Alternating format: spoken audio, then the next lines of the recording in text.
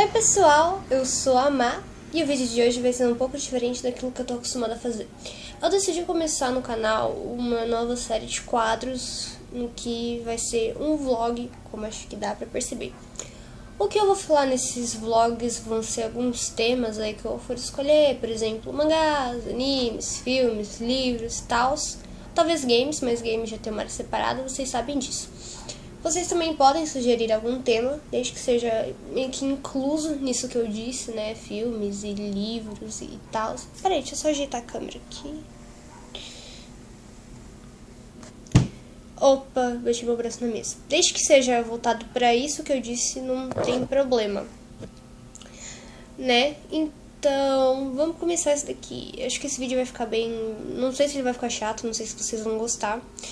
Eu quero então pedir pra vocês que deixem suas opiniões aqui, deixem um comentário, deixem um like, umas coisinhas assim, porque aí a gente acaba sabendo o que vocês estão achando. Não tem ninguém filmando pra mim, antes que me perguntem, e eu também não tô filmando com o Nokia, porque a qualidade ia ser bem pior. Eu tô gravando com o meu celular, tal, pá, né? É isso aí. Eu escolhi um tema que talvez muitos gostem, muitos não gostem. Depende do quanto você é fã de leitura e quanto você é fã de games. Porque se você for fã de um e não for fã de outro, não vai ajudar muito. Você, fã de games, deixa eu me arrumar aqui na cadeira, deve saber que eles pegaram alguns jogos e transformaram eles em livros. Por exemplo, a gente tem livro hoje em dia do Assassin's Creed, do Uncharted e do Need for Speed. Além dos livros também para Resident Evil. O primeiro livro de Resident Evil que foi trazido para o Brasil foi há 3 anos pela editora New Pop. Ele era basicamente assim, peraí que eu tenho. Ele era basicamente assim, essa capinha, né? Ele não custava, ele era bem acessível, ele não custava mais do que R$20 na época. Hoje em dia deve estar até mais barato. O primeiro livro, escrito pela escritora norte-americana S.D. Perry, tem como título Resident Evil, The Umbrella Conspiration, ou A Conspiração de Umbrella, para quem é menos familiarizada aí com o inglês. Ele então relata tudo o que aconteceu no primeiro game da série. Se você não sabe o que aconteceu, ou não jogou, não tem problema, você lê, continua interessante. Ele segue literalmente toda a história linear do game. Como assim? Você sabe ou não sabe, depende se você jogou ou não jogou, se você viu alguém jogando ou não, que tem a opção de se escolher 2 personagens diferentes para se jogar. Um é o Christopher, ou para quem prefere o Chris, e o outro é a Jill. Eles tomam caminhos diferentes no rumo da história. O jogo é o mesmo, mas os caminhos que eles seguem são caminhos totalmente diferentes. Um é mais fácil e o outro acaba sendo mais difícil. A Jill tem a ajuda do Barry, enquanto o Chris se lasca sozinho. E é isso. E além disso, o Wesker segue um caminho totalmente diferente. Então, o livro ele acaba trazendo a visão desses 4 personagens. Como assim? Em um capítulo a gente tem a visão, né, da Jill, do Chris, do Barry e do Wesker. Como você sabe que muda de um personagem para o outro, geralmente pula-se 2 linhas e já começa essa nova visão citando o nome do personagem. Outra coisa que é bem interessante foi a maneira como os files, né, os arquivos que são encontrados durante o jogo foram colocados no livro. Por quê? A grande maioria são diários, notas, bilhetes, manuais. Então, manteve-se igual. Por exemplo, a Jill entra num quarto, vê um caderno em cima da mesa, vou pegar para dar uma lida. É basicamente isso. A história é bem legal. Foi acrescentado algumas coisas para que não se houvesse falhas. Por exemplo, o início, antes deles irem já para o avião, antes deles irem em busca putz, eu esqueci. Antes deles irem atrás do outro grupo, putz, eu esqueci, são... Tá. indiferente. Tem o grupo 1 e o grupo 2 lá. Gente, eu esqueci. Eu vou ver. Não deve estar falando aqui. Eu esqueci. Caramba. Isso. Antes deles irem atrás do Bravo, que é o time 2, o que aconteceu? Então ela meio que acrescenta essas coisas. O passado da Jill, que era ser uma ladra, né? Arrombar portas. Por isso que ela tem tanta facilidade no jogo com lockpick, em destravar gavetas e portas. Ela só não consegue algumas, tipo aquelas que tinha a chave do escudo, a chave da espada, entre outras. A única coisa que eu achei um pouco ruim foi o fato de que se você já tiver jogado o primeiro game, esse livro não vai ser tão interessante. Por quê? Porque você já sabe o que acontece. E o livro, ele é totalmente fiel à história. Ele segue a história linearmente, ele não muda nada. Absolutamente nada. Então, é como você assistir um filme já sabendo o final. Então não tem muita graça, talvez você não curta. Obviamente que essa edição ela teve alguns erros de impressão, uns erros de digitação, apesar que o layout das páginas e dos capítulos eles eram muito bonitos. Eu gostava muito. Eu ganhei esse livro, demorei muito tempo pra ler, mas porque é preguiça mesmo. Por exemplo, olha só que bonitinho. Opa. Ele é todo assim, ó, pequenininho. Ele é tipo uma edição pocket de bolso. Pocket é de bolso, mas beleza. Ele é tipo... Não é muito comprido também, umas 200 e pouquinhas páginas. Dá pra ler de forma, né, até que rápida. E tem também aqui umas informaçõezinhas extras, né, sobre... Vamos lá. Sobre Raccoon City, sobre a saga Resident Evil, né? Sobre os Stars, quem fazia parte do Alpha, quem fazia parte do Bravo, né? E aqui tem o arsenal, todas as armas que foram usadas ou que aparecem descritas no livro podem ser encontradas aqui. E esse foi o primeiro livro.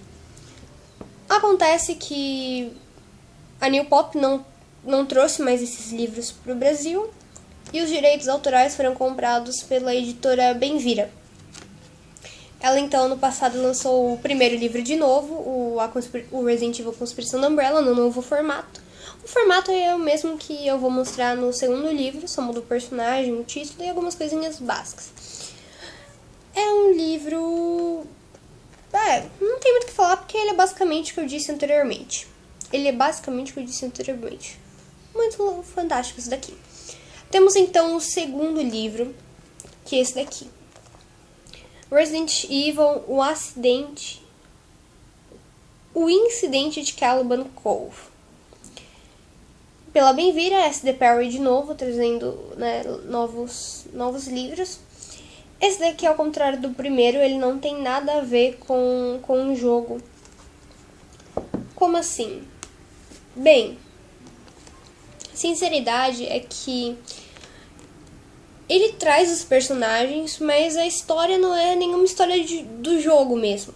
Então esse daqui, ele se difere do primeiro pelo fato de que você vai ler, você sabe que tem alguma coisa a ver com a Umbrella, mas você não sabe o final, porque vai ser algo totalmente surpreendente, espetacular, porque esse livro foi, né, a própria S.D. Perry que escreveu, baseando-se no game, mas não é totalmente o que aconteceu no jogo, até porque nem tem um jogo chamado Resident Evil, o Incidente de Caliban Cove. É interessante porque eu gostei muito. Agora vamos à capa, a parte de trás, né, a capa de trás. Aqui, a Benvira, junto com o Rival, faz algumas promoções, não são bem promoções, mas, por exemplo, se você bolar uma frase legal, sua frase pode aparecer aqui na parte de trás desse livro, que é o que aconteceu com esse daqui. Por exemplo, nós temos frases de alguns, né, são 4 frases, de fãs do game, que deixaram lá a frase e eventualmente acabaram tendo ela escrita, né, aqui na parte de trás do livro. E aqui também não sei se vai dar pra ver, eu espero que dê. Tá muito ruim isso daqui, mas esse daqui seria a capa do primeiro livro, né? Com a Jill e o Chris, que nem no Resident Evil 1 Remake. Esse aqui traz personagens novos, então. O layout dele, da página, vamos ver. Ele é bem... Vou ser bem sincera. Eu gostava mais do layout do anterior, mas esse daqui... Esse daqui é bem normal. Uma coisa que eu esqueci de mencionar, todos os prólogos das histórias, eles trazem... eles são trazidos como se fossem matérias de jornais. Então tem, por exemplo, aqui. Raycon Times, 24 de julho de 1998.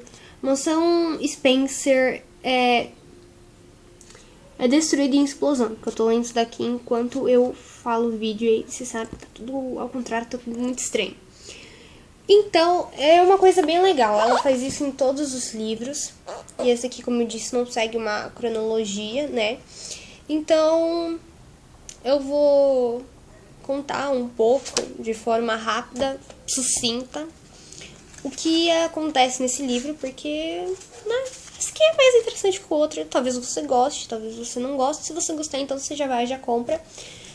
Por falar em comprar, esse daqui é mais caro que... É mais caro que o da New Pop. Até porque a New Pop não tem mais esses. Mas esse daqui eu comprei na Saraiva por R$40. Comprei ele e um outro livro também. Eu não comprei o primeiro da Benvira porque eu já tinha, mas eu queria muito comprar para ter a coleção toda certinha, toda bonitinha. Vocês sabem que acontece os eventos que precedem o Resident Evil 3 Nemesis, né? O jogo mesmo. Vocês sabem que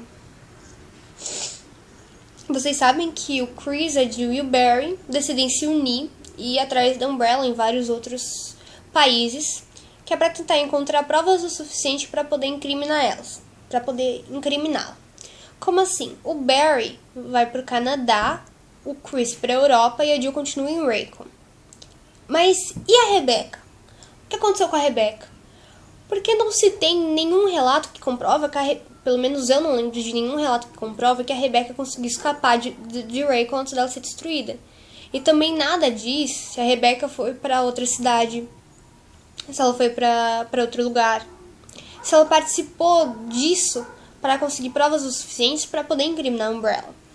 Esse livro, ele traz uma suposição do que teria acontecido com a Rebecca, porque ninguém, de fato, sabe o que aconteceu com ela. Barry entra em contato com um amigo, eu não vou lembrar o nome. Ele entra em contato com um amigo que é o... Eu não vou lembrar o nome tão fácil. Ele entra em contato com um amigo porque eles têm que dar um jeito de encontrar provas o suficiente para poder incriminar a Umbrella. Esse amigo do Barry, nossa, eu vou muito precisar desse nome. Eu vou ver se eu consigo aqui. David. Olha, supimpa, encontrei super fácil lá no final do livro. Esse David é amigo do Barry e ele já tem uma equipe mais ou menos formada para entrar no esconderijo da Umbrella. Que esconderijo é esse? A Umbrella, ao contrário do que muitos pensam, não tinha só a base em Raycon. Ela tem também, né, ou tinha pelo menos antes de destruírem de novo, um centro de pesquisas em Caliban Cove. Caliban Cove não é nada mais, nada menos do que uma espécie de uma praia, tipo uma baía, onde tem-se lá o farol e tem-se uma construção, um porto. E é ali que ficava essa sede da Umbrella em Caliban Cove. David, então, ele prepara uma equipe, junto com mais algumas 4 pessoas. São 5 pessoas no total. David, a Rebecca e mais 3. Cada um já tem mais ou menos um serviço. Um é especialista em armas, o outro é especialista em computação e a outra, né, ela trabalhou durante muito tempo abrindo corpos e investigando, só que ele precisava, de certa forma, de uma médica. Que médica é mais escolhida do que a Rebecca, que ela é uma bioquímica, então ela já teve conhecimento do que a Umbrella veio trabalhando. Ela já sabe que é uma espécie de vírus, já sabe mais ou menos como funciona e a grande chance da vida dela. Por quê? Porque ela quer de fato poder trabalhar nisso. E você sabe que tem todo aquele problema com o chefe Irons do departamento de polícia, né, que acabam barrando as pesquisas deles. Então ela vê isso como uma oportunidade de conseguir uma amostra do vírus para poder estudar. Então vai o David, ela, mais 2 caras e uma mulher. Eles vão, acontece todas aquelas coisas, tem todos aqueles enigmas, porque vocês sabem que uma coisa que marca Resident Evil são todos os enigmas que tem durante o jogo, os puzzles, né? E não são puzzles muito fáceis, alguns são, outros não. Alguns são muito bem elaborados, outros nem tanto. Mas, de fato, todos são muito bons. Deixa eu ver. Os files continuam presentes, apesar de que não ter files, de fato, até porque o jogo não existe, mas eles encontram, sim, alguns documentos, algumas coisas, né? Então, eu vou ler uma frase que tá no início, né, do segundo livro, que é a seguinte: por meio da avareza, o mal sorri, por meio da insanidade, ele canta. Então, meio que já dá pra saber do que vai se tratar, né? Até porque vocês sabem do que Resident Evil se trata. A frase do primeiro livro, não sei se ela é tão legal quanto a do segundo, mas também é bem interessante. Acontecimentos malignos surgem de causas malignas. Então vocês sabem que a Umbrella tinha um sonho de poder fazer super soldados pra vender pro mundo, tal, essas coisas todas. Não deu certo, acabou vazando, né? Lascou-se geral, pra não dizer outra coisa. E não deu muito certo. Uma coisa que eu esqueci de mencionar e que é extremamente importante quando você for ler o livro, que é uma coisa que acontece no primeiro. Tem um cara, tanto que o início ele é mostrado pela visão da Jill, não tem essa divisão. A divisão de capítulos acontece somente lá pro final, né? Depois desses 3 primeiros capítulos, quando eles estão de fato na mansão. Enquanto a Jill tá indo pro RPD, pro departamento de polícia de Raycon, um cara para ela. Não, peraí, gente, eu tô contando a história errada. Eles já estão prontos para partir e eles pedem para cada um pegar alguma coisa. Então a Jill vai pegar as armas. Enquanto a Jill tá pegando as armas, eu espero que seja isso, porque se não for, eu não vou me corrigir de novo, porque eu não vou parar pra ficar lendo só pra poder passar a informação correta. Um cara chamado Trent dá pra ela uma espécie de mini computador. Pra época, claro, ele custava uma fortuna, né? Porque você sabe que tipo assim, em 1998 custava uma fortuna. E aí ele dá pra ela e tem algumas informações. As informações são basicamente uma lista de pesquisadores que estavam nesse complexo da Umbrella, um mapa de todo o local e uma espécie de ajuda em relação aos enigmas. Óbvio que ela não vai sacar isso de primeira, vai demorar um tempo até ela perceber tudo isso daqui. No segundo, esse cara, o Trent, ele tá de volta. Você não faz a menor ideia de quem ele é. Ele é um cara que aparenta ter uns 40 anos, com os cabelos mesclados com grisalho. Velho, simpático, estranho. Ele vai dar o mesmo microcomputador, um outro, né, pro David. Também com uma relação de nomes de pesquisadores que trabalhavam no complexo de Caliban Cove para Umbrella. Ele não dá um mapa, né, mas ele também vai... Quer dizer, eu não lembro se ele dá um mapa. E ele também dá ajuda para os enigmas. Acontece que você não sabe quem é o Trent até mais ou menos o final desse livro, que é quando ele revela quem é o Trent. Porque, querendo ou não, o Trent quer, de certa forma, que eles encontrem provas o suficiente para poder incriminar a Umbrella. O que eu vou falar agora vai ser um spoiler. Um spoiler talvez um pouco pequeno ou talvez um pouco grande, depende do que isso vai ter a ver com a história daqui pra frente, porque os outros livros ainda não foram lançados, eles ainda estão vindo. Mas eu não sei se isso vai interferir muito ou pouco na história. Porque o Trent, e essa é uma das questões principais, porque o Trent quer acabar com a Umbrella, sendo que ele trabalha pra Umbrella. Então essa aí é uma dúvida, né, que acaba ficando durante a história, que você, querendo ou não, tem que saber resolver. Não que você de fato tem que saber resolver, mas você tem que... você tem que saber o que isso tem a ver. Saber qual a importância disso. Outra coisa. Tem uma parte que foi muito legal. Eu tô tentando ver, o nome das pessoas que foram junto com eles. E acabei de... a equipe do David é o David, a Rebecca, o Steve, o John e a Karen. Acabei de ver isso daqui. E eles vão a Taos. Uma das cenas que eu mais gostei foi quando a Rebecca disse que pra eles não encostarem em absolutamente nada. E a Karen e o John acabam indo pra uma outra parte do complexo, digamos, uma outra ala. E ela, sem querer, acaba tocando na maca que tinha um pouquinho de sangue. E acaba passando aí mal o resto da história inteira. Por quê?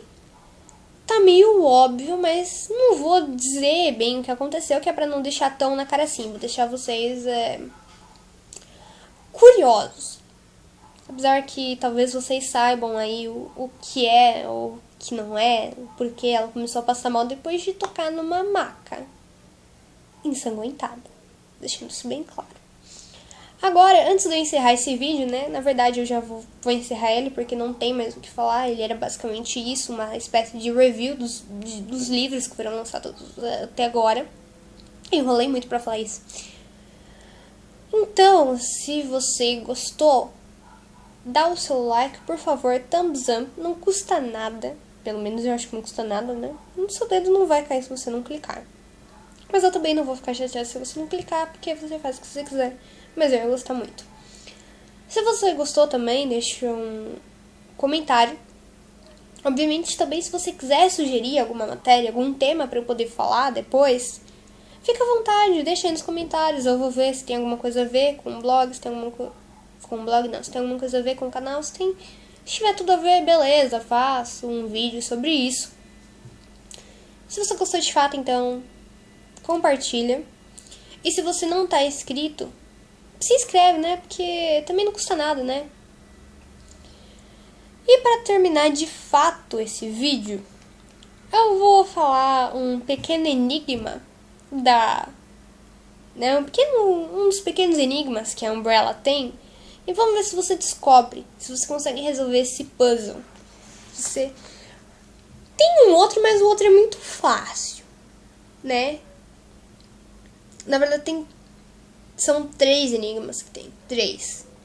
Só que 2 são muito fáceis e esse daqui é legal. E esse aqui demora...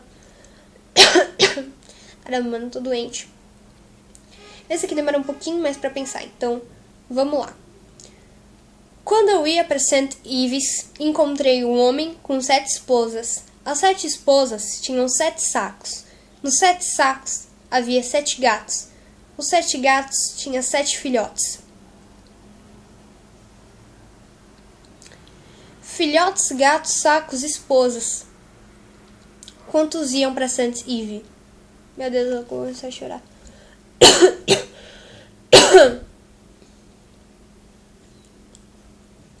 Ai, tô melhor. Então, quantas pessoas iam pra St. Ives?